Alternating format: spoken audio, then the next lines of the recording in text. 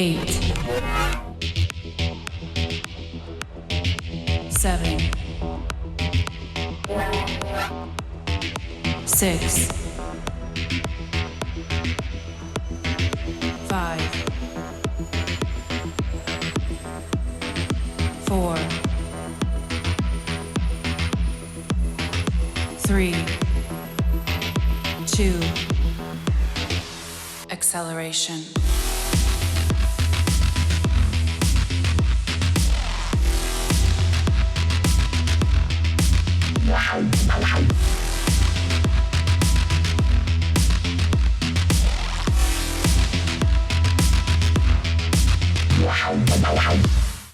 Welcome back, my name is Last No Meal and welcome to the episode 52 of the Cyberpunk 2077 community podcast. Today with me I have the usual squad, starting from the left, Obsidian from the Triple S League. Hello. And Neon Arcade. Hello, how's it going, everybody? Sadly, Madqueen couldn't be with us this week because she has some things to finish, but she is going to join us next week. And because this podcast was supposed to be on her channel today, whatever. Next week, it's going to be on her channel. Today, it's on mine. So welcome, everyone. Yeah, we don't have any special news, just to start with that before we actually continue because of the recent situation in the world. Obviously, marketing is gonna be put on hold. At least all the major things that were maybe even planned, but now it's a bit of a mess. So yeah. Mm-hmm. It's now what we've been hearing from CDPR is that the game is still on schedule. Mm-hmm. They are still planning 100% to drop it in September. And I mean, if this whole thing continues and there's still lots of people in quarantine, I mean, that's actually a good thing because people are really playing a lot of games right now. Mm-hmm. And then on top of that, there's just a lot of desire and you know, people really want to have access to this game, and it's a good thing to do for them because of that reason. So as far as the progress on the patches, they really only needed a few extra months. The fact that they took, you know, so many is actually a good thing because this isn't really slowing them down. And there's nothing that has come out. There's been lots of. We're not the only people saying this. There's been a whole bunch of journalists who've reached out and who have talked to them, and they are all getting the same message through both official and unofficial means. So I think what we're seeing here is pretty good. Now, if it gets worse, this whole LARPing situation, if it gets a lot worse, there might be a delay. But if it's as bad as what I'm winking at right now, you can't see me, but I'm winking at you. If the whole, you know, situation gets worse, then yeah, that's going to be the least of your worries, right? So yeah, and a delay, we will if it gets to that bad, we're going to see a delay in pretty much everything. So basically, you're going to see all of the consoles. They're not going to ship this year at all. They're not gonna be doing their stuff. They're going to be delayed a year or more. You know, everything is going to, and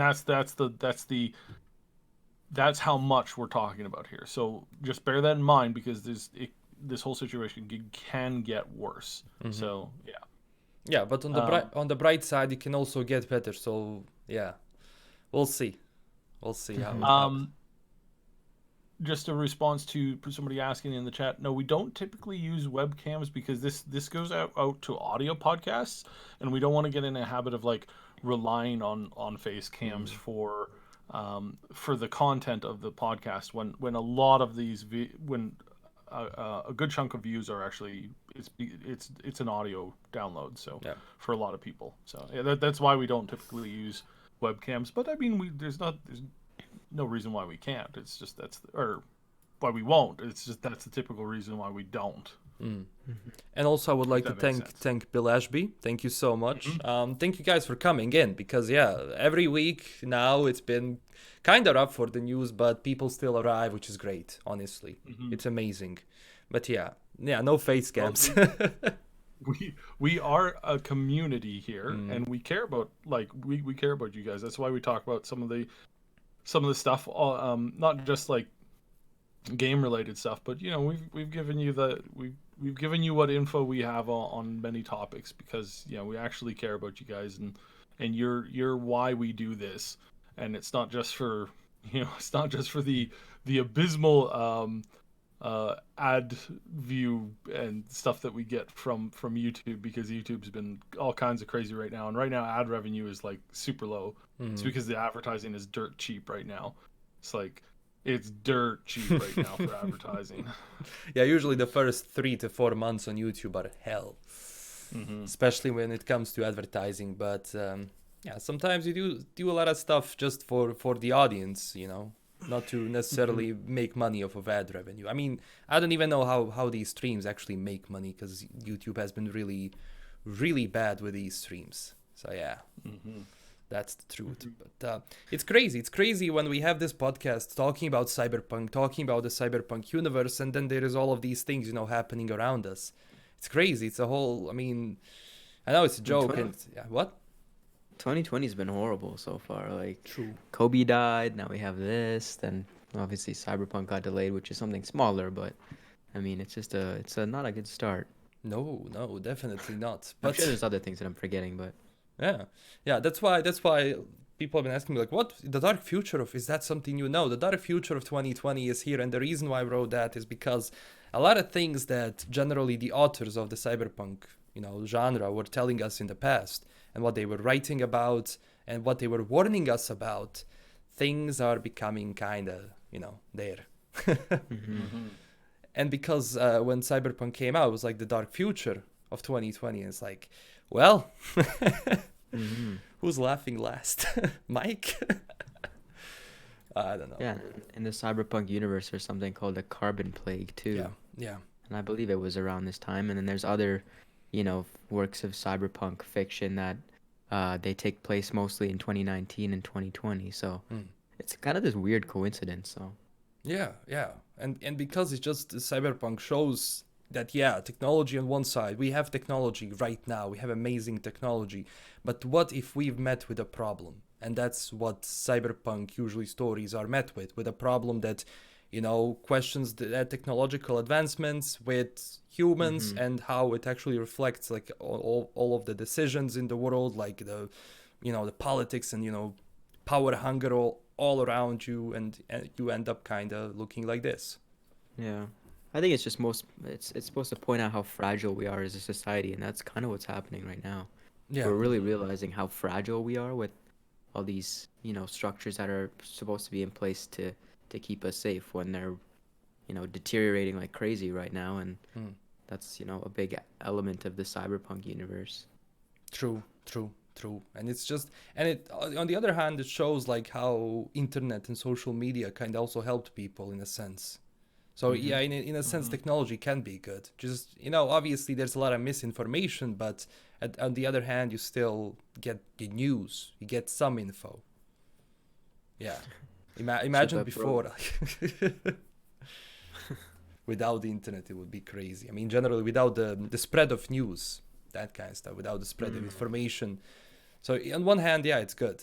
On the other one, it's not. So I don't know. We'll see. But yeah, the game is gonna be the least of our worries if things go south. But as hopefully not. But yeah, as it comes to release date, September is going to be here. Hopefully, the game is gonna be there in September. So I'm guessing a lot of. Continue. Ali pointed something out earlier in the chat, and CDPR had donated, I think he said 1 million Polish currency, which is zloty, which is, I think it was actually $1 million US, to fight what's currently happening. So I guess that's part of the news. Yeah. Yeah, and it's cool that they can do that. Like this is them reaching out and doing what they can. And that's what has to happen right now. I applaud, because I've been hearing this more and more. There's a lot of like mid-scale businesses that are doing this, but there's also a number of like bigger companies, like big corporations that are saying, okay, we're actually not paying any of our board members or executives who typically make like $1 million a year. It's like, we're not actually paying them this year. They had a board meeting, and they're like, is everybody okay to not take to not take a check from the company. And they all said, look, our basic needs are taken care of. We're not going to take a check. Instead, we're going to make sure that our workers have jobs. It's like, that's actually what you really need to do right now. And you kind of want government to be able to do this as well. It's like, hey, politicians, just so you know, you guys aren't getting a check until you deal with this, right? Like, that's what you kind of wish you could do. But there have been a number of companies, and CDPR, they led the charge on this as far as the gaming industry goes, where they're saying, hey, we're giving money from the company out to take care of this. Now, they're not very many they don't have multimillionaires leading their companies. Like, I mean, they do theoretically. Theoretically, the guys who are running the company are worth millions and millions and millions, but that's because they have ownership in the company, right? They don't actually have that in the bank. Yeah, they're asset rich, using air quotes, and so they're not really in the place to kind of do that. But what they have been doing is they have been saying that the company can do what they can. We heard some rumors that they sent food and supplies with their back home with their workers. There were a couple of companies that have been doing this because a lot of them didn't have computers at home. That when they went to move to stay at home, work from home, they didn't have the computers and the tech. So the company bundled up some of the computers, some of the office computers, sent them home with the staff, and then at the same time they gave them a box of food and supplies that they could use that they just happen to have around the office, because there's lots of gaming companies have snack rooms and stuff like that. They're actually in the event of an apocalypse, gaming headquarters are actually a pretty decent location to bunker down in, because some of them have solar panels, and because they don't want to be interrupted by brownouts and stuff. So I mean, there's a handful of locations that wink wink nudge nudge, in the case of an apocalypse, head down to your local gaming HQ. Might just don't go to Bethesda. Yeah, just don't go to Bethesda. So true. A lot of them have to be, as you said, they have to be, if things if the electricity goes out, they have to be. I mean, a lot of businesses tend to do that. A lot of huge corporations tend to have their own generators in general. Just if things go south, they can run business for at least some time until it goes back to normal. But I'm glad. I actually forgot about this $1 million donation. I know I read it today, but it's crazy. I don't know if any other companies did that as of gaming sector is concerned, but it's cool. It's cool. Yeah, I'm not sure about the gaming sector specifically, but like Saib said, I've seen a lot of other businesses donate stuff, whether it's masks or stuff like that. But there's a lot of restaurants and stuff like that right now that are hey, if you're a health worker, free meals. Oh yes, that as well. Yeah, I've seen that. I've seen that a lot, and I got to applaud anybody who's doing that, because I mean, they're doing what they can. A lot of them, for a lot of these restaurants who don't have a lot of in and out right now, they're sitting on produce and stock that's just sitting there. So they are kind of giving away because somebody who's narcissistic might say, well, and pessimistic might say, they're just giving away because they have to, because it's going bad. But it's well, they don't have to do that either. There's lots of things that you could do with that, and this is the least of people's concerns. So what we could take away from this is hey, world's not as bad as some people think it is. So you don't have to worry about that. True. And it's going to be interesting to see after this what happens in April, because I know a lot of people have been asking about that, previous release date of Cyberpunk. Are we going to see some info? Are we going to see something? Look, with this, maybe something, but I don't think so. That's when this thing is going to peak in a lot of places. I don't think that's a good time to do it. Maybe initially in the past it would have been, but I think that's been thrown out the door, in my opinion, at least. I mean, at least something, I mean, in a minor sense, a screenshot or something like that, just something generally, but I wouldn't expect anything huge. Not right now. It's just everything is gonna get overshadowed so easily. Mm-hmm. I mean, I guess the world doesn't stop revolving when it comes to stuff like that, but I don't know if I mean that people would call that insensitive or what, or you know. Yeah. But Yeah. I suppose they do have to do marketing at some point. Yeah. They still have 6 months though, right? True. Obviously, They still have a few months, yeah. and you know, it's gonna be overshadowed. But on one side, it's kind of crazy how much gaming blew up in these past Mhm. 2 weeks. True. So And I mean, like 50% of my ads that I'm seeing on YouTube are all gaming related stuff. Like it's gaming master classes and like a bunch of like other like random bits. But Mhm. that's the primary one. yeah, Mhm. It's like I'm annoyed with a lot of the masterclass ads, except for Penn and Teller one. It's always Penn and Teller is always funny. And then Hans Zimmer, he's really great. But in music, you're having a question and an answer, and I'm like, oh, he's so funny. the goat. True. Those master classes are great, and I think I bought. Oh well, let's I not think I talk bought them one up now. too Yeah, much yeah, because yeah, that's free advertising. yeah. That's true. That's true. What was I talking about? Somnolence says, "Well, Doom Eternal launch was not ruined by the current situation. Doom No. Eternal's marketing was not. This thing was not peaking or anything. Yeah. People didn't really know about this when their marketing was going on. So it just so happened that it launched at a good time, Mhm. but it didn't affect the marketing per se. So that's probably why that was not ruined." Yeah. Mm-hmm. Those two games were the only ones who actually could come out during this Mhm. time, and they kind of came out at the right time before, you know, it was like kind of a middle, you know, like it wasn't as bad as it is today, but it wasn't like, you know, as little as it was. So it, you know, there was still talk around the internet around, you know, the thing, but everyone else right now is having issues. Like, I don't know if you read, but Resident Evil 3 physical copies, those are going to be a problem to ship. So games right now are having problems. Like the collector's editions, physical sales are having issues. And that's also a problem. If you can't sell your product anywhere physically, it's going to be an impact on your economics, on your budget. Yeah, I wonder like if you can't get that sorted by the release date, do you actually push your release date because you can't actually fulfill the No. physical ones, or do you just go purely digital and No, refund your? yeah, it would end up moving to mostly digital sales. Now everybody would still have their collector's edition and whatnot, essentially in the mail, right? But they would be sending out sending out a digital code saying, here's your digital code, your physical container is on its way, I but got you, yeah. you have to just be patient because of this. And it's not their fault, because in certain countries right now, mail is like all non-essential mail is off basically. Mm-hmm. So if you've ordered some food, that's going to show up. If you ordered a margarita mixer, probably not. That's probably going to be like low priority. But that's essential still, because they still have bars and liquor stores open. Apparently, that's essential in our province.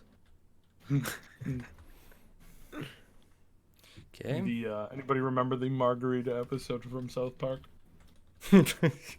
No. Been a while since I saw it, but I remember some bits and pieces. That was a Can great. you just summarize it?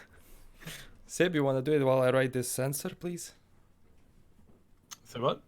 You want to summarize the episode episode, about? please? Yeah, because I don't think. Yeah. I So haven't seen it. basically, it's like Stan's dad buys this margarita machine, and Stan goes to try and get it like refunded, and he just goes from place to place to place to place, and it's like one like hassle after another, and it's like, oh no, your margarita company, that company was sold out, went bankrupt, and they were sold to an LLC who's currently holding it, and he goes to them, and they're like, oh no, we can't do that, you have to go through this other company, and then oh no, you have to go through the insurance, and then oh no, it turns out it's a government bailout, and then it's like, well, I just want to return this thing and get some money back.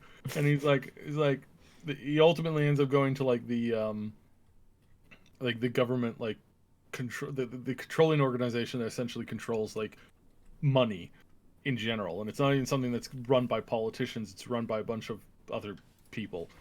and they're like trying to decide on how or if the Margarita Machine's company will get a bailout or not, and they take a chicken, they cut off its head, they plop it into this like room where there's all these like buttons, and it's like wandering around, and where it falls over, it presses the button, it's like bailout. And they're like, it's a bailout, yay! Good stuff. Good I haven't stuff. watched South Park in a good probably 5 years, but I feel like I want to watch it today. I might binge some episodes. Why not, right? It's We're all stuck at home anyways. There is nothing else to do, honestly. I've been just replaying like older games like that. I just had them just there collecting dust. Now it's like it's gonna be. That's a good idea. I still have a couple games to finish. Disco Elysium and Red Dead 2. I want to get those done. Yeah. Those are long games. It's kind of great for I know. for a situation like this, Mhm. honestly. But yeah, entertainment generally is peaking, but that's the problem. It's the entertainment until today. Entertainment in the future is gonna be a problem. Because I know there's been a lot of buzz about future games being delayed. It's possible, especially for games that are actually like in the beginning stages, or maybe like those stages where it's like full on development. Because some of those things you cannot handle from home. What are some of the games that are coming out in this gray area? I know Last of Us 2 is supposed to be. Was it supposed to be in March? No, right? Something like that. Let me see. I know there was a lot of big games coming out in March and April. It's May 29th for Last of Us 2. Oh, okay, so there's still a couple months away. Yeah, well, that's for example. But what's coming out? We have Resident Evil 3, and it's already having issues with physical. We have distribution, yeah. There's gonna be Final Fantasy on April 10th. That's also, I don't know how their distribution is gonna go. And so far, I think we have Dying Light too, which is sometimes in 2020.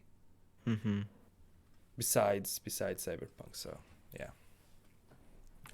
Well, that kind of sucks.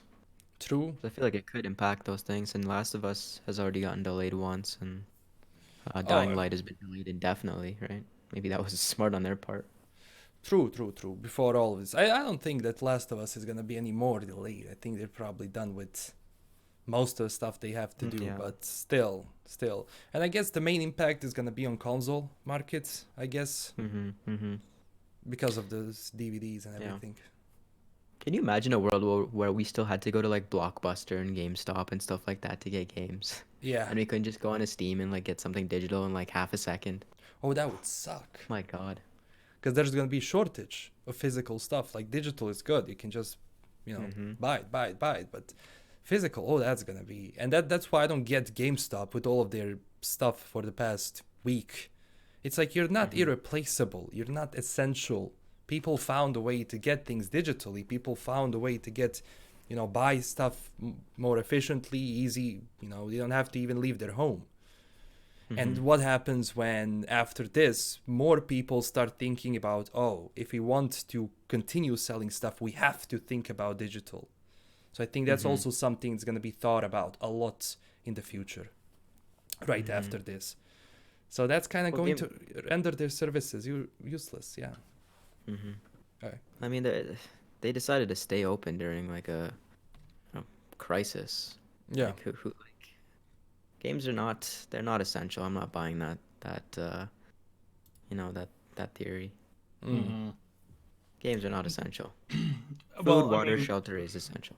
Yeah. The way that they were operating wasn't essential, and that was the problem. It's like, and it's so mental that again that they tried to claim it this way. It's like, come on, guys, like.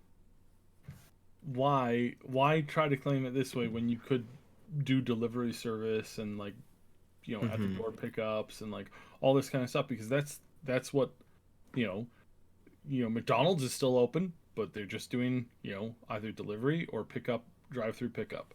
And this is like really, it's kind of a head scratcher trying to figure out like, well, why do they think, like, why couldn't they think outside the box? Why couldn't they say, let's do this, let's do that?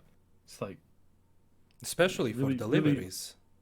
Really makes me shake my head.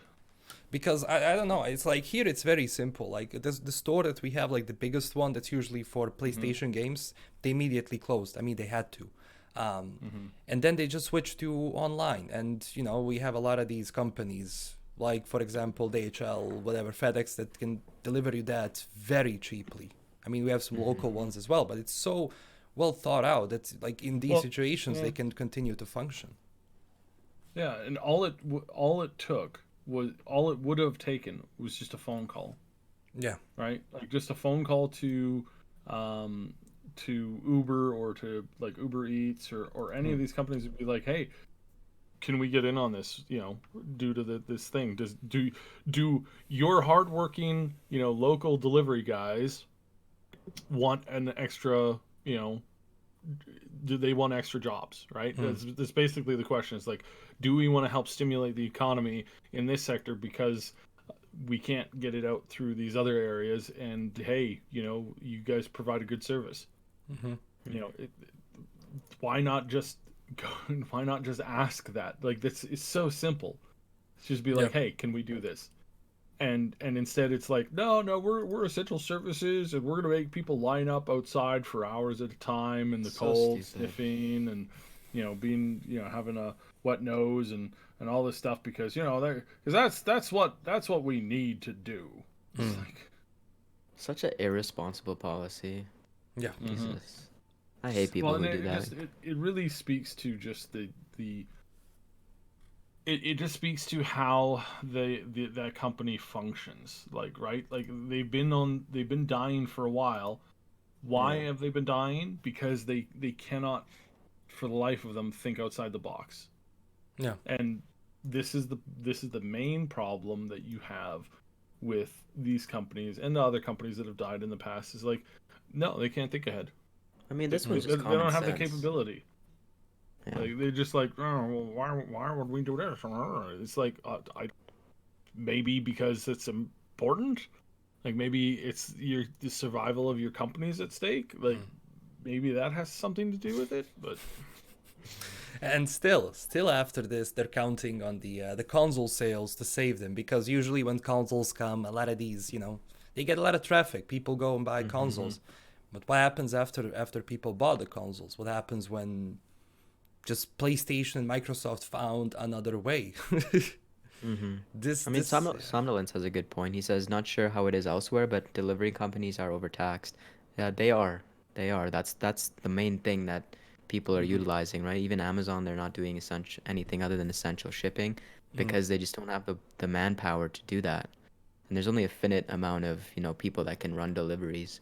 And once you reach that threshold and you go past it, you know, you're gonna get stuff really, really slow, or you're not gonna get it at all. So it's getting to that point. I'm sure in some of the areas that are worse off right now that they are overtaxed completely. But yeah, that's a good point. That's crazy, actually. Yeah, I don't know how shipping, like, what are the shipping costs in Canada and USA. Here it's kind of a different, because here you just can get stuff for like $5 delivered to you. I mean, from inside the country. Yeah, it's kind of similar. Sometimes, I mean, if you have a big enough order, it's free shipping typically. If you get something maybe under $100, then shipping can kind of range between $5 to $20, in my opinion, or like in my experience. So obviously, it's a bigger similar. country. I think it's similar. Yeah. A lot bigger country to handle all of that. Yeah, that's true. Here every game you get free shipping, because, you know, games cost above like 60 euros here, so yeah, they're kind of considered premium, and you just get this small box and it's like, oh, it's free shipping, sir. So yeah. Wait, how many? You said 60 euros? Yeah, 60 euros for a game. For a game. How much is that in US dollars? I'm curious. It's about 65, 68, something like that. I have to calculate that. Just give me a sec. So you guys are on par. Damn, that's 93 Canadian dollars. You guys have. Yeah, our games are $67 when you Holy calculate that. Yeah, in euros. Damn, that's not cheap, eh? That's really not cheap. That's why. That's probably the most expensive I've ever seen in a video game.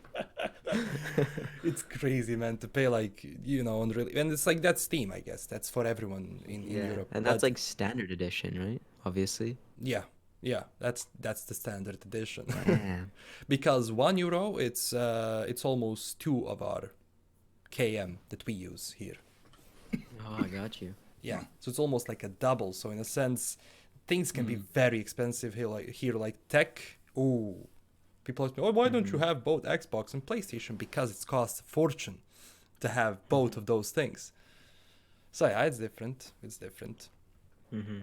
But yeah, the cost of living in Europe is much higher in general. I don't know.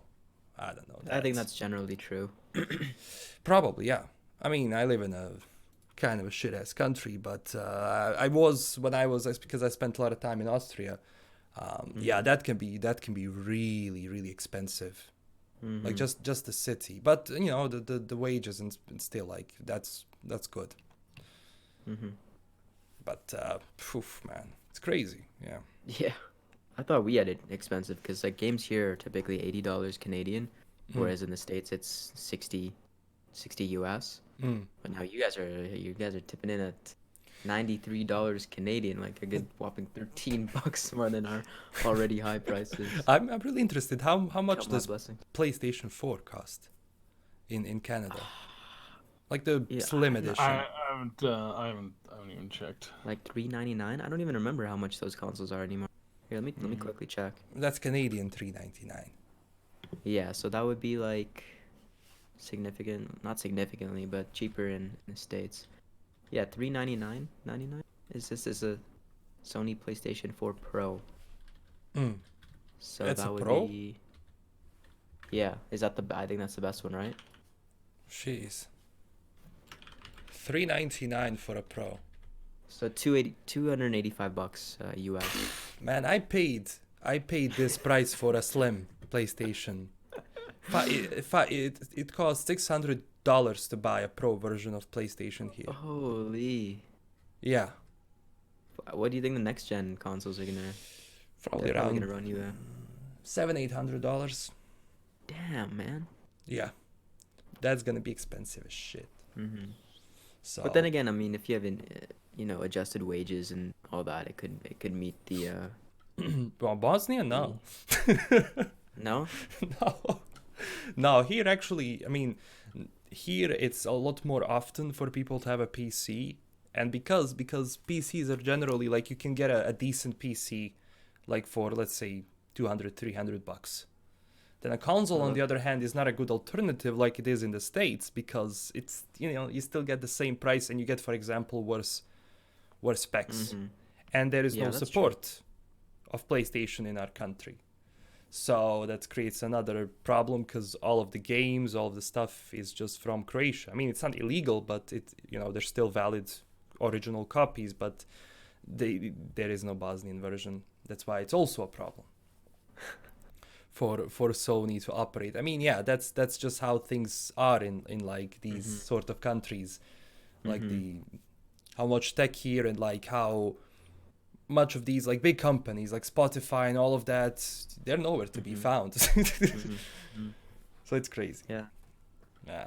Actually, never really thought about that, but yeah, I mean, obviously it makes sense. It does make sense from like a business standpoint. Yeah.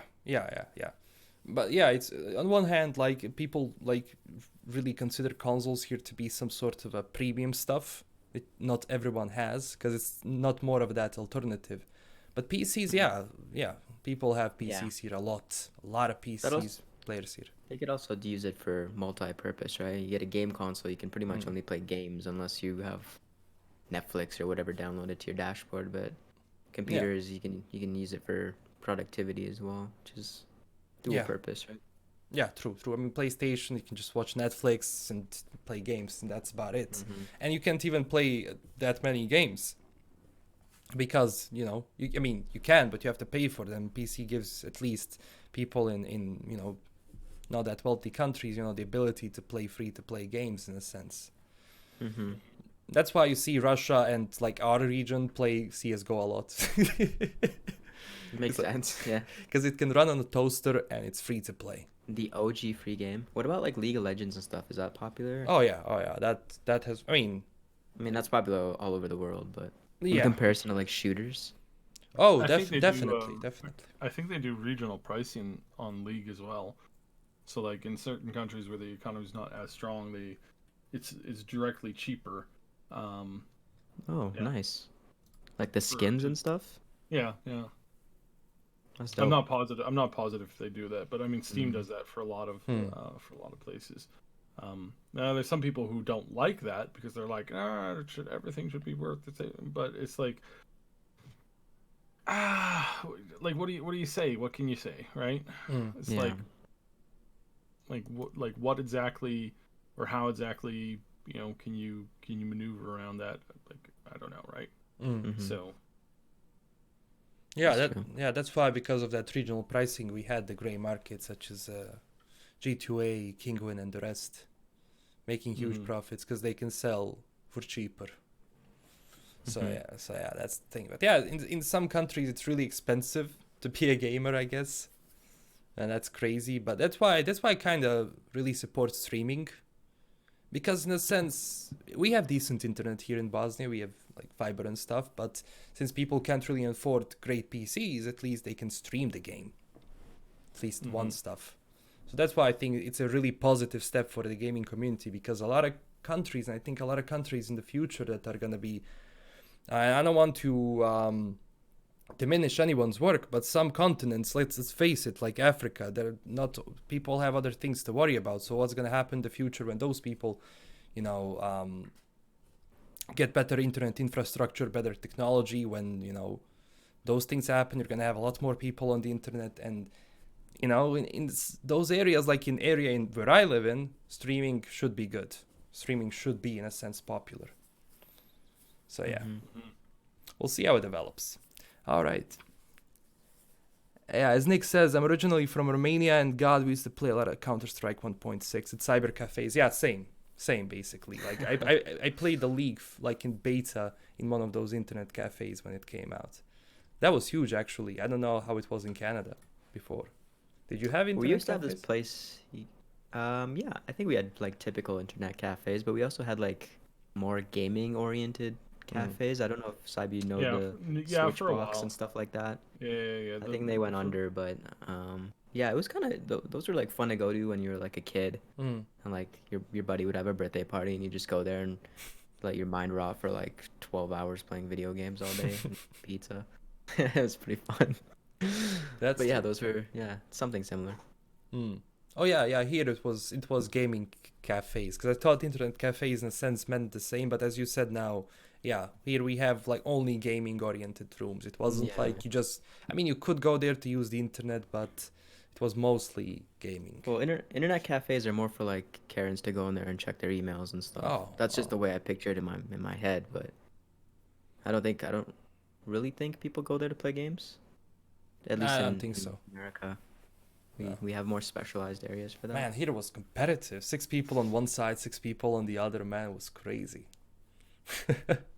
It was like such good memories because Hmm. what we used to do is because we knew the guy who was running the place, and I don't know how much was we used to pay him, like what, 10 bucks, and we stayed overnight, the entire night Oh, until that's morning dope. to play. Yeah, because we didn't have That's like, sick. yeah, we didn't have great PCs. We couldn't play games. So it was like, here's Yeah, 10 yeah, yeah. bucks. We're gonna stay overnight and play. And like people come in the morning like looking through the glass like we're sitting locked in.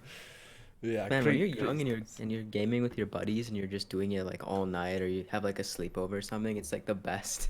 It's like the best memories ever. Yeah, yeah. Hmm. I wonder if kids still do that because like everything is online now, right? It's like even games are Oh, not supporting split screen and stuff like that. So I feel like that happens a lot less.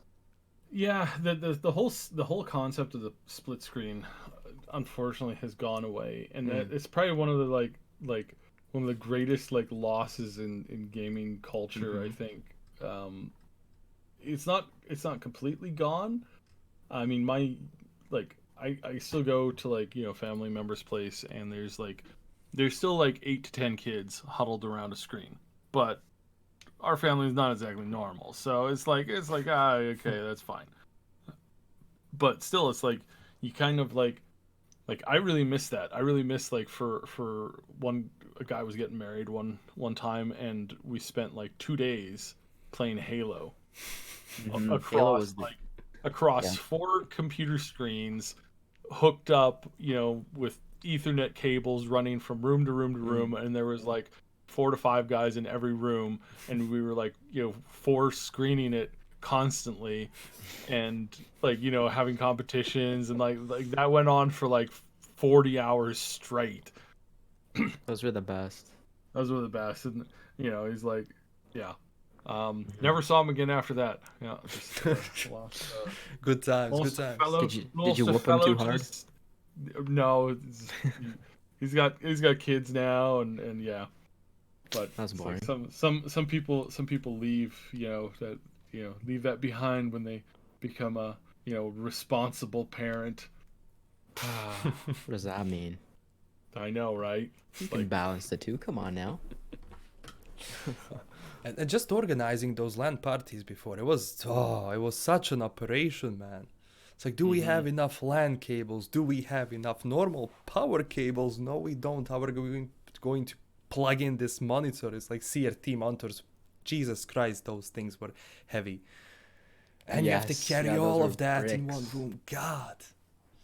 That Honestly, that was was, part of the fun. Looking back at it, that was like part of the experience. yeah. hmm If you could just take your stuff there and plug it in, you're good to go. Blah blah blah. There's no like struggle towards it. Hmm. It would feel less, I don't know, impactful or maybe even fun, to be honest. Yeah. You spent the first 2 hours just assembling stuff. Yeah, Yeah, good times, good times. The good gaming has time. definitely changed. I don't know. It was like I've been saying that in one of my previous videos, like how I learned about the games before, and yeah, obviously things become more connected. But I know you guys probably had those, PC magazines and stuff, the gaming magazines, and yeah, I just got information from one magazine. No internet at that time, no information from the outside. So it was like, what is this new game coming out?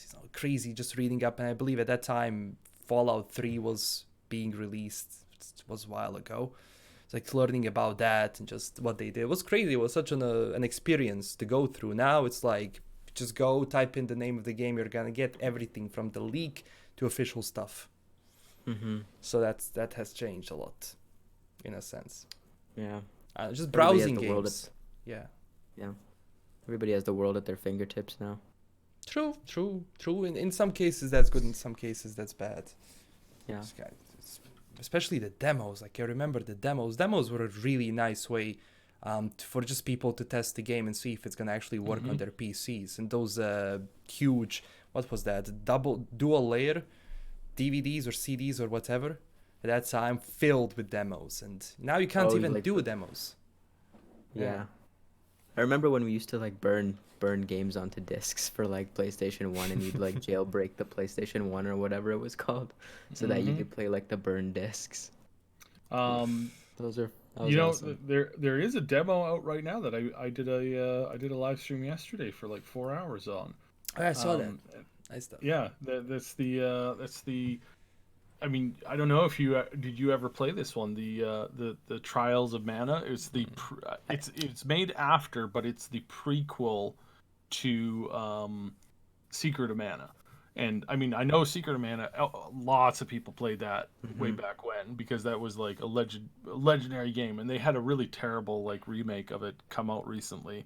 But it's this new one is not like this new one is like it is solid. It is 100 times better than the crappy remake of Secret of Mana. This one is solidly good, and because this game also was never officially released in the West, like it was fan translated. They did do an updated like version where they sold it out on the Switch, like I think last year or whatever. But this remake is actually like a full on, like it's made in the newest Unreal Engine. It's like gorgeous. It's beautiful. It's coming out in like in some 20 some odd days. It's like no wait, 26 days. It's coming out April 24th. It's like it looks great. It looks awesome, and it's really really cool. I really really been enjoying it. So yeah. That Yeah, name does sound familiar gotta from check it out. way back in the day. Yeah. Yeah, no, it was made in 1995. There was a bunch of people who were Jeez. commenting yesterday, going, and they were saying things like, wow, this game like totally ripped off of like this, and I'm like, no, no, no, no, no, no, no, no, no, no. This was made in 1995, and they're like, oh, you mean these other games ripped off of this one? I'm like, yes, yes. They're like, what? Ow! Oh my goodness, this is mind blown. Is it on Steam? The demo, or is it? Yeah. The demo, and the game is available on Steam. Yeah, It's I'll have coming to check it Steam, out. Switch, and I'm PlayStation. gonna check it out too. Yeah. Because I have no, like, I saw you, I saw your only- live stream, yeah, and that's about it. The only thing the game does not have that it should have is multiplayer, because you do have 3 heroes and they are on any given map at any given time, and you should be able to like team boss fight some stuff, like just a team boss fight arena would be really cool, just to load up bosses from the game, like select the difficulty and level range, and then you go in there and like try to challenge it, like just this little like challenge mode thing. That would be so awesome if they did that. But yeah, that's the only thing that I could wish with that game. Everything else is like it's a pure remake of the original.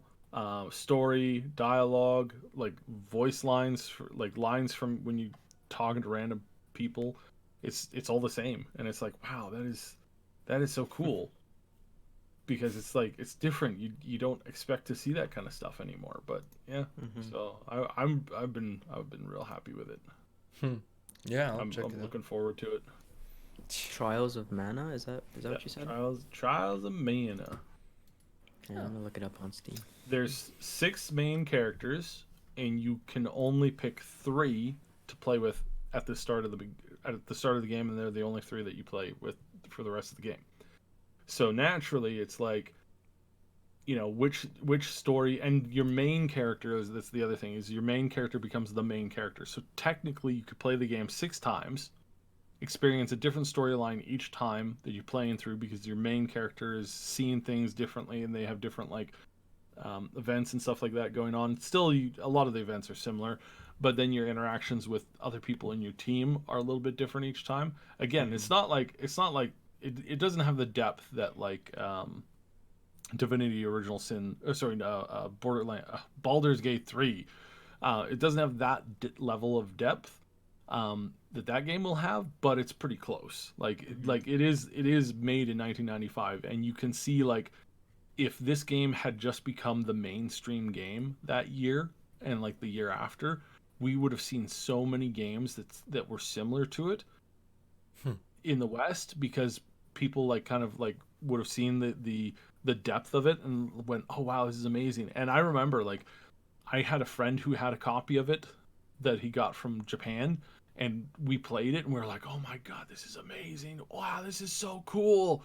And we couldn't read what was going on, but he was like, I heard from a friend that this character, that this is what's going on in this particular scene, and you can see things that are happening, and you're like, oh no, the king was murdered, and like it was so great. And it was like, it's coming back to it now. It's so nostalgia. It's so much nostalgia, and it's like, this is good.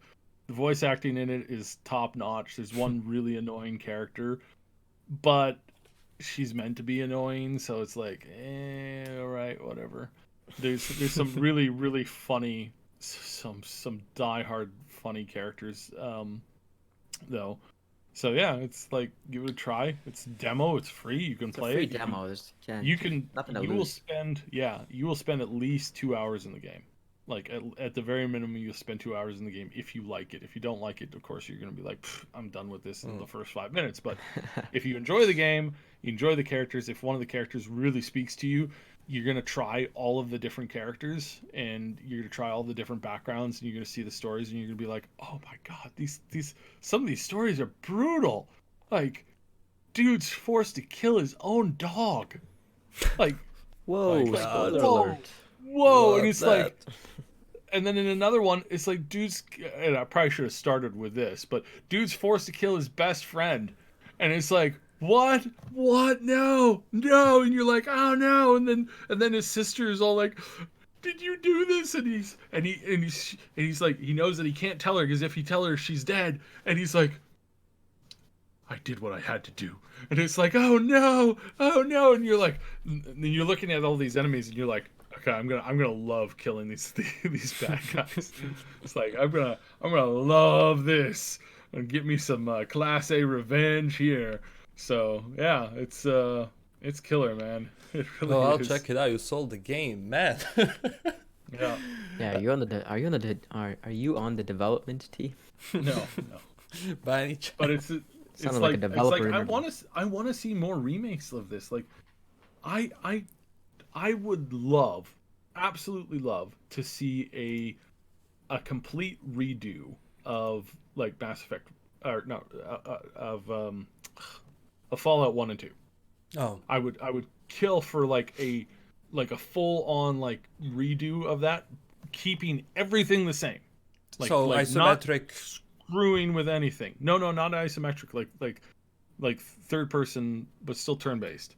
Oh, It's like just like a brand new engine. Like, but you're seeing everything play out the same, right? It's all the story quests are the same. There's some like minor like tightening of improvements when it comes to like companion AI, that kind of stuff, because there were some really terrible choices in that, and that was those changes are reflected in Fallout 2. So they were what the team intended, right? But it was it's like this is the thing, and this I'd love to know, or I'd love to hear this from the community. What is the opinion of the community and you guys when you're doing a remake of a game and there was a terrible bug that made it into the game on release that's like 20, 30 years old, and that bug is something that people came to like utilize or like understand or like use to their advantage here and there, but it was an actually terrible bug. Do you fix the bug when you update the game to a new engine and a new look, and you're doing a remake, not a reimagining, but a remake? Do you keep the old bugs in? Do you actually program in the bug to replicate itself as it did in the original version, or do you fix the bug when you're updating it? What's your guys' like Well, they did that idea? for Halo 2. Halo 2 had a button glitch bug, but it became part of whatever Mm-hmm. they call the competitive scene, and Mm-hmm. it made the game more skillful. And I think when they did take it out, when they made the Master Chief Collection, people were like really pissed off about that because Mm-hmm. like the whole gameplay loop relied upon initiating those button combos and those button glitches. That's kind of different because it's a first person shooter, um, but that's an example I can think of. yeah. It's always a question. Do we keep the game as it was if we remaster it? Do we upgrade the game to make it modern, to make it kind of attractive in 2020? I don't know. Mm-hmm. I think if you're gonna Yeah. remake a game, you might as well just keep it all similar. People liked it for what it was, right? Yeah, yeah. People have been comparing that with Resident Evil a lot. Like, why did they did this? They changed the game. It's looking different. It's not what it used to be. Honestly, there is 1,000 HD remakes for Resident Evil games, like the previous ones. Going in this Yeah. direction to redo everything, in this case, it makes sense. Because, yeah, for Resident Evil 1, they have like 10 different HD reworks for all different versions. And they would do the same for Resident Evil 2. What, another HD remake? Yeah. Mm-hmm. So just changing things from ground up, made it what it is today, made it modern. But some games should keep the things as they were, I guess. I don't know. Does it need fixing? Yeah, I guess it is situational, right? Yeah. Yeah. Like if something's not broken, don't fix it. If you can't actually like upgrade that and make it better, if you're gonna make it worse, don't touch it. Just leave it as it is. At least in some areas. So yeah. Other things age more poorly than others too, right? Oh yeah. And now we're gonna be getting a lot of remasters in the future, I guess, because people are aiming for nostalgia. People are aiming for because they I don't know. I don't like that trend. I don't like that trend at all. I'm over the remasters and the remakes. Yeah. I mean, nostalgia is one thing, but like trying to recapture that is so hard, especially with your core Mm-hmm. audience who used to play that in the past. It just never is the same, Yeah. Yeah. Yeah. or very rarely is the same. Yeah. And that's when they try to achieve something and say, well, we like this, but we want to try something different. Then don't call it the remaster in that sense. Yeah. If it's gonna be entirely different than the game, because people expect a certain game. Yeah, no, and that's what I always like. Whenever I hear somebody's doing a remake, there's a part of me that always cringes, right? It's a part of me that always shudders and goes, what do they mean by this? Like, seriously, what do they mean? Mm-hmm. Do they mean that they're doing they're going in and doing a reimagining where nothing is the same, and there's this, you've just butchered the storyline and you just spit on the original concepts? Or it's like first person action combat versus turn based. Mm-hmm. It's like when you take a turn based game and you reimagine it so that it's actually like live action, or like live concurrent, like live. God damn, what's the word for that? But yeah, like that. Do you do that? Mm-hmm. And to me, it's like, no, you can't do that. Like, that is spitting in the face of the, no. I want what I want, and what I want is the game to be as straight up as and pure as it could possibly get. Mm-hmm. I don't want them to change that. And the Jagged Alliance is a great example. Oh, Jagged Alliance 2, they did a remake, right? Mm-hmm. And they didn't do turn-based because they were like, oh, nobody does turn-based anymore. Turn-based is dead. This was 3 months before the first XCOM remake dropped, and it was turn-based, and it was huge. It was a runaway success. Rebooted the entire turn-based genre concept on the PC. And we have now so many games that are in that genre, and it is a healthy, living genre. Mm. And these idiots at the studio, oh no, nobody plays turn-based games anymore. It's like, you had tens of thousands of people begging you to release a turn-based version of the game, and you're like, no, we're gonna do a live version of it, and it's just like, blah. It's really just, it's just blah. It was so terrible. And then XCOM came out, and everybody was like, oh my god, XCOM is so great. Yeah. I like the new Modern Warfare in terms of a reimagining. I think that one was pretty successful. Mm-hmm. In a sense of an engine. Tank, I have not, in the comments here, there's fan remake mods of Fallout 1 and Fallout 2. They are, but they're not full yet. They're really early on. I've been kind of keeping my eye on them, and they're sort of there, but they're not it's not really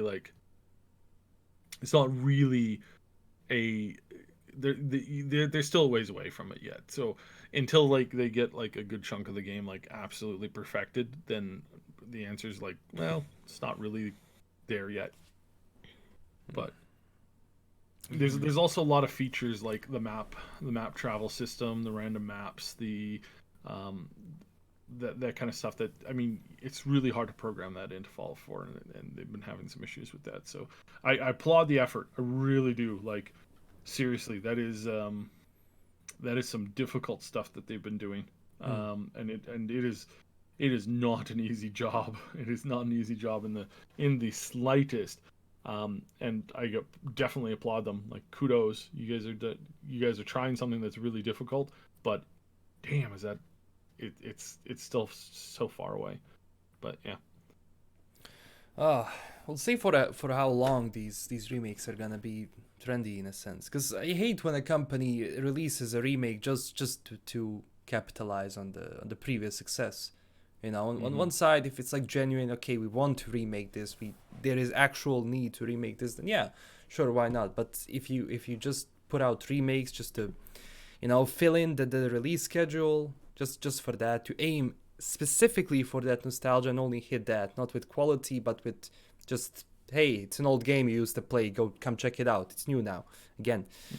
So yeah, that's the problem. And I just keep thinking okay, if they're going to release these many remakes, then why don't you focus on something else? Are there no new ideas you can pursue? Jeez. I guess they have such a like big foundation of what the world is and the lore and all that. They don't have to go Yeah. through all that grunt work of doing stuff, so it's just an easy way Mhm. to do things, which is why I don't really like them. It seems like an easy way out. Yeah. Mm-hmm. Yeah. It's like a really shit. It almost feels like a really shitty sequel that's just easy to do in the movie world. It's Mhm. like in the same kind of line as that. Yeah. Obviously, it's a remake, so it's not a sequel, but it just strikes me as that's how easy it is to do it in terms of creating a game or a movie. True. True. Because some IPs are so strong, so popular throughout years. Right, That yeah, it right. just, it's like, can we get more money from this? It's like, Mm-hmm. try to create something which is going to be for the future. And I know that some people have been also saying, like, why don't everyone, turns like what CDPR is doing and, make one game for that long? Honestly, development schedules that long are really hard to fund, really hard to just organize. So not many companies can actually pull that off. But still, Mm-hmm. the game doesn't necessarily needs to be made 7 to 10 years to be great. I mean, don't take me wrong, Cyberpunk, they're putting a lot of effort into Cyberpunk, but some games don't need that much work. Mm-hmm. It's just that.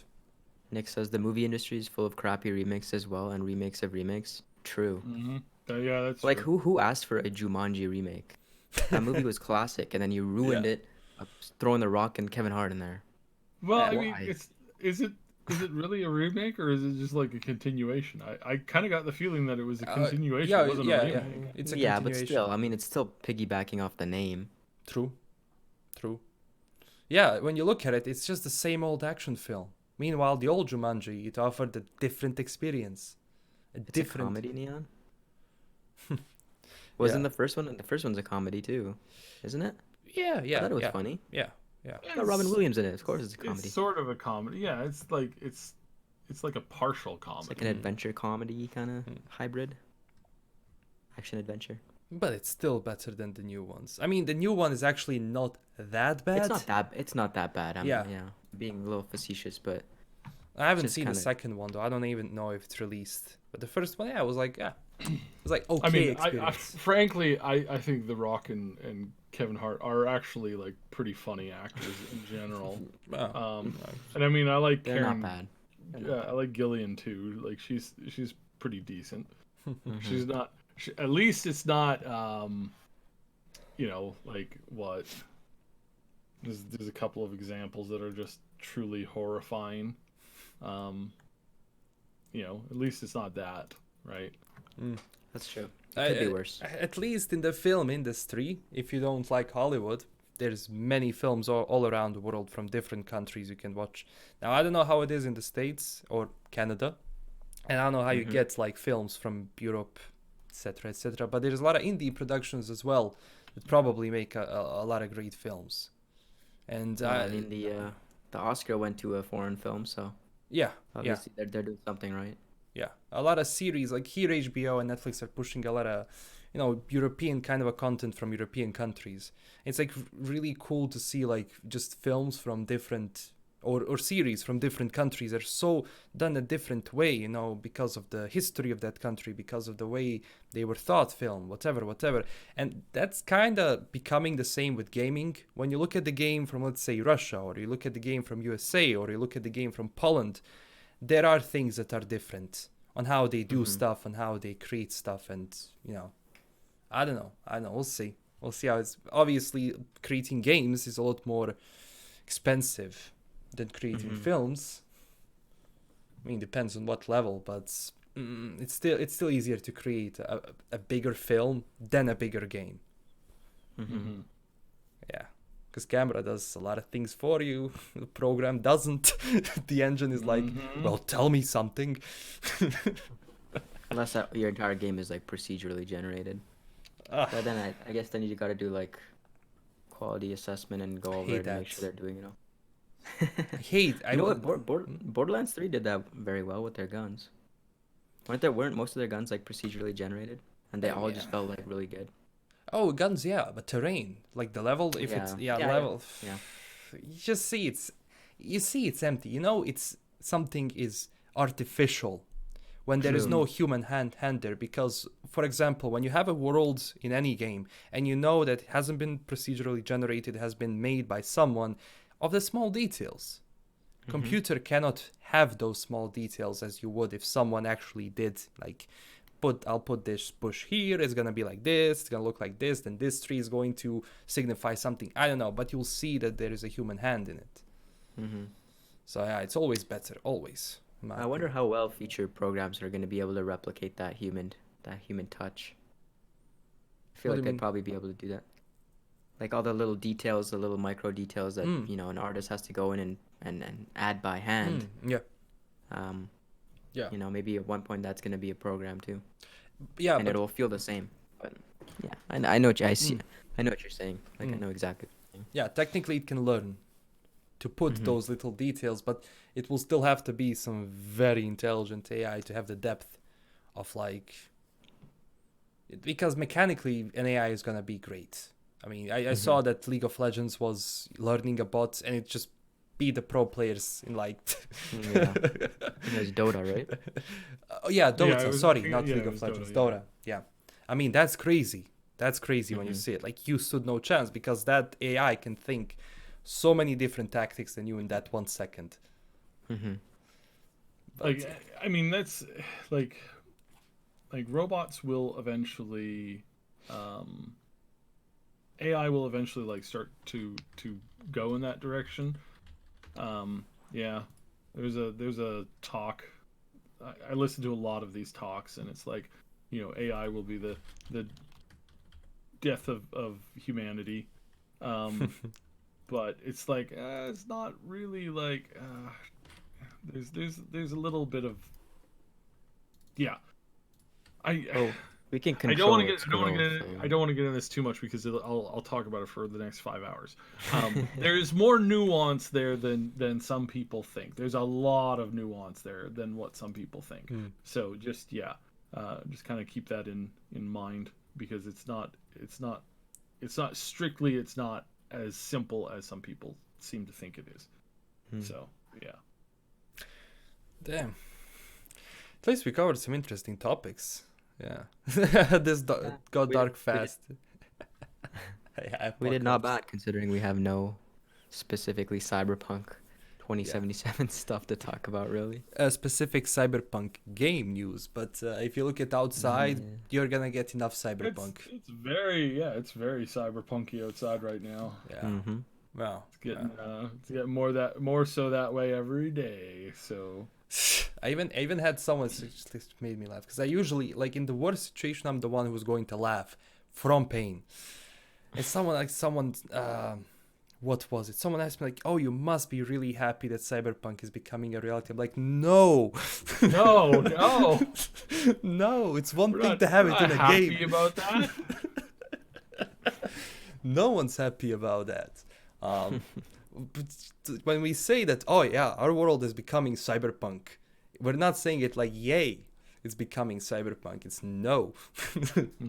Damn, that's bad. Maybe utopia, yes. This, no. But we'll see. But that's just the sad truth. That's just the sad truth, because I think a lot of comes from these writers, man.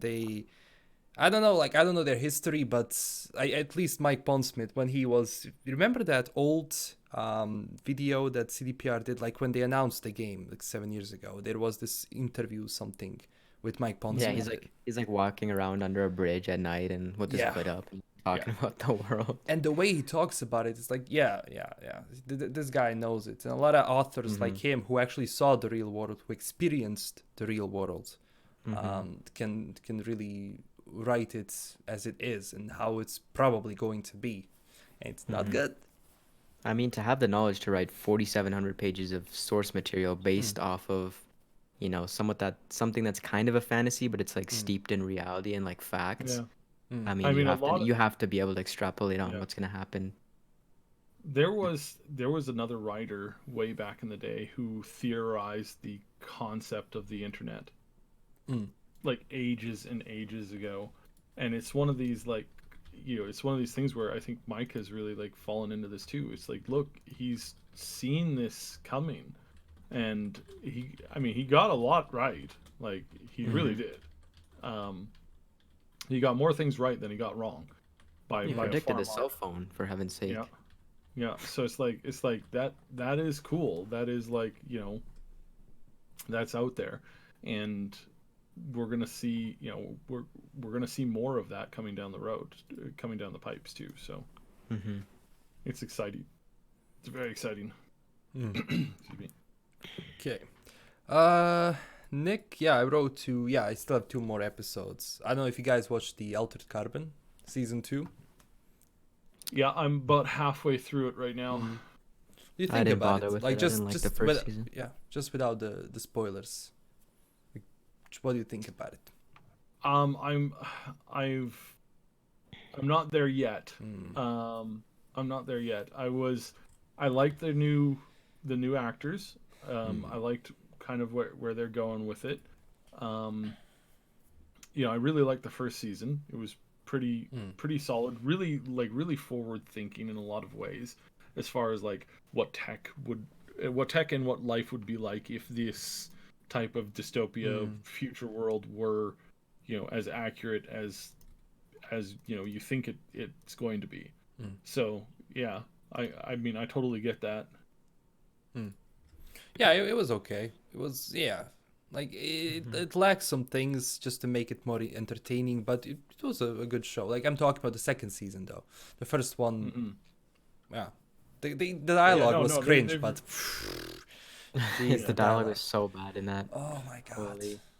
They have the anime is out now, isn't it? The Altered Carbon. Yeah, the anime spin-off? also came out. Yeah. Not. Has anyone checked that out yet? That's on the list after I finish up with the Altered Carbon. I am so like I'm barely keeping up. I'm barely keeping up. So. Yeah, the animated one.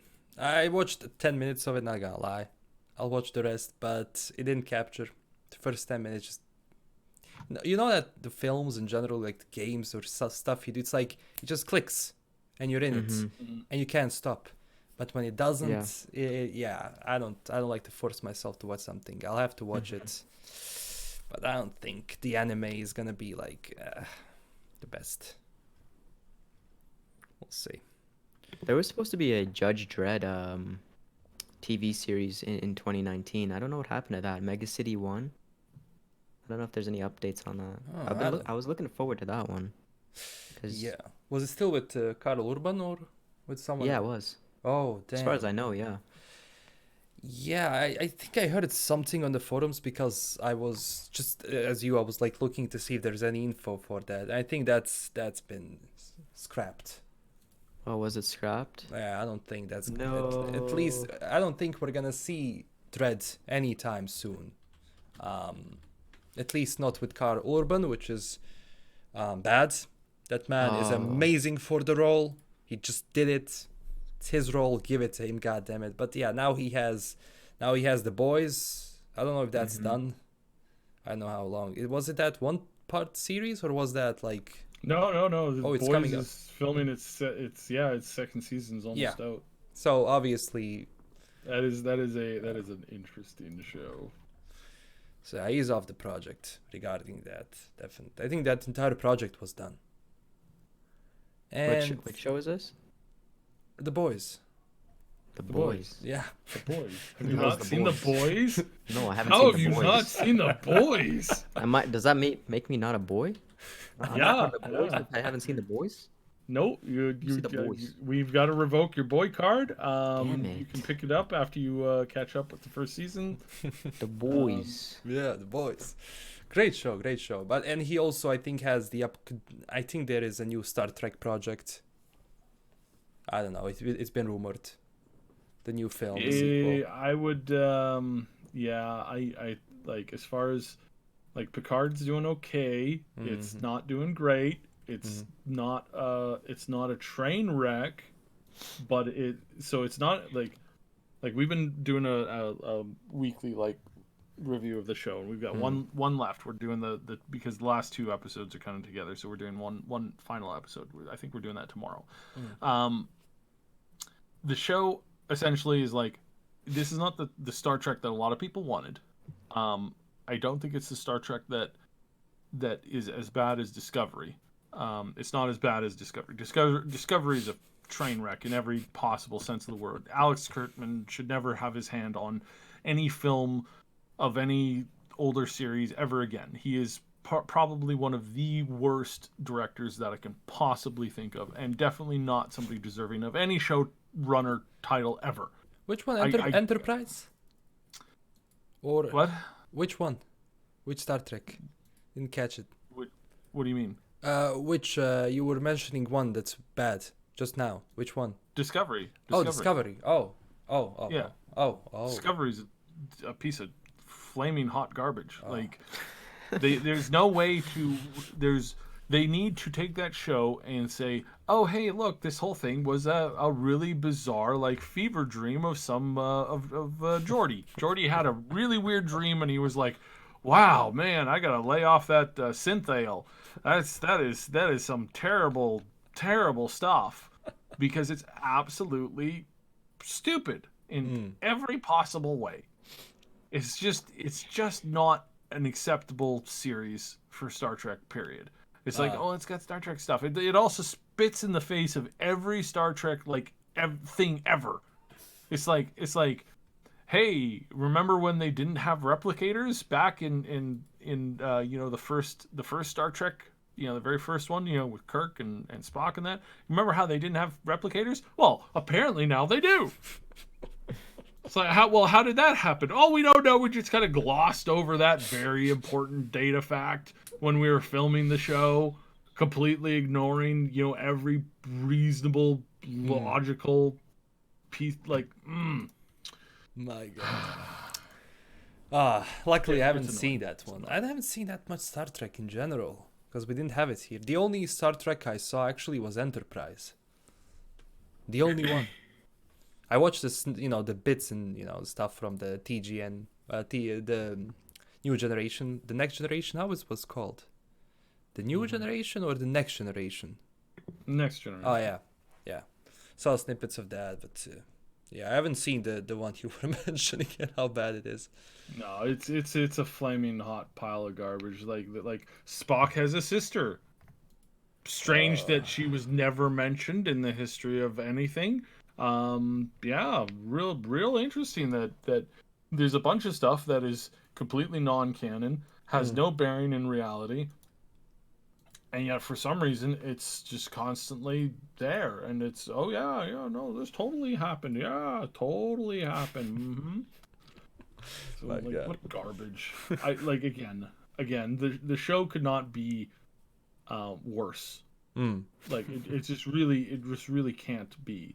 Like it is an appalling piece of garbage. Picard, I've said it before and I'll say it again. Picard and the general story behind it has to happen. It has to happen because Picard and many other people at Starfleet were the whole reason for the Dominion War. And I mean the Dominion War, there's nothing wrong with that. You can critique it as far as Gene Roddenberry's vision didn't include a bunch of other species declaring war on a utopia. It's like, yeah, but that's going to happen. That's a reasonable, plausible situation. So yeah, I get why some people look at those situations and they shrug their shoulders and they're like, oh, this isn't blah blah blah blah. It's like it's like, okay, I get that. I understand that you don't like that particular aspect.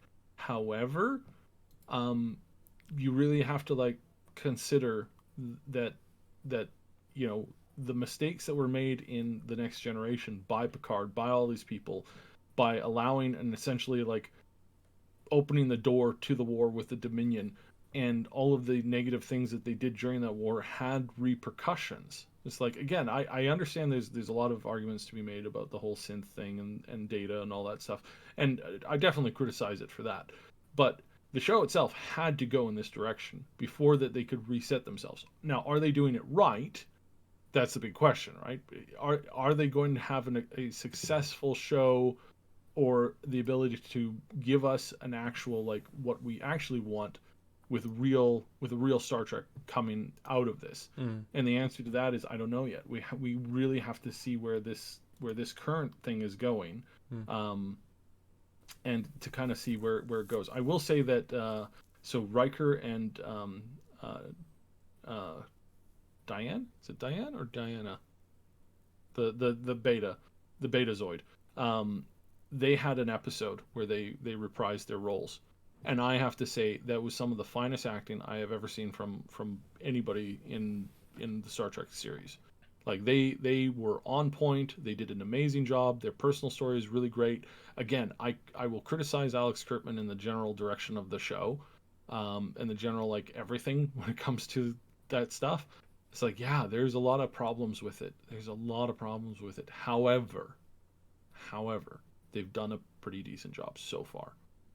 As far as the acting goes, there's a couple characters that are kind of bad, and again, if I was in charge of this, this would not be the way I would have taken the story. But I mean, you can say that about anything, right? I mean, my opinion of how I want to see any kind of a story played out is going to be different than your opinion of it. And so is it perfect? No, it's not perfect. Is it a train wreck? No, it's not a train wreck. It's somewhere in between. And for the moment, we'll see like the final episodes. I've yet to watch that right after this. We'll finally kind of get a closure on what's happened in this current season. I didn't like what happened. I didn't like some of the stuff that happened in the last episode. It's kind of stupid, and synths don't make those mistakes. Like in reality, like AI is much smarter than what they've given them credit for. But it's like whatever. So, man, I'll have to go watch Star Trek now. Not the new one. I'll have to go from the first one. Damn. It's gonna be Well, it's funny because me and Ash were not only watching Picard, we're also going through at the same time. We're also going through the entire Voyager series. Oh my god! From start to finish, and because Ash never watched he watched snippets here and there, but he never watched the whole series together from beginning to end. So while he's doing a lot of editing and stuff like that, he's been watching it, and I've been keeping up with where he's at. It's Voyager is my favorite series, not because all of the seasons are great, and not because every episode is perfect. There's some god awful episodes where again they like whoever was directing that episode and writing for that episode needed to be fired on the spot. There's some pretty terrible stuff, but there are also the absolute highlights of the series as far as like for me. My favorite episode is probably In the Pale Moonlight from the DS9 series. That is my favorite, most like my top episode out of every Star Trek show I've ever seen. The next 5 of them are all Voyager episodes. And then there's 1 or 2 like TNG episodes, and then past that it becomes kind of a mixed mash of like Voyager, Next Generation, DS9, and kind of back and forth. But that chunk of those 5 episodes, which is a good series of arcs around the Borg and 7 of 9, it's like that stuff was done to perfection, and it really flushed out the Borg as the threat that they are, and also really explained who and what they were. And I think that stuff's pretty cool. So it's been very, very interesting. I'll watch it because I only watched Enterprise, and people don't really mention that much. I don't know. I thought it was good. I mean, I watched it when I was young, but I thought it was like some of the best show out there.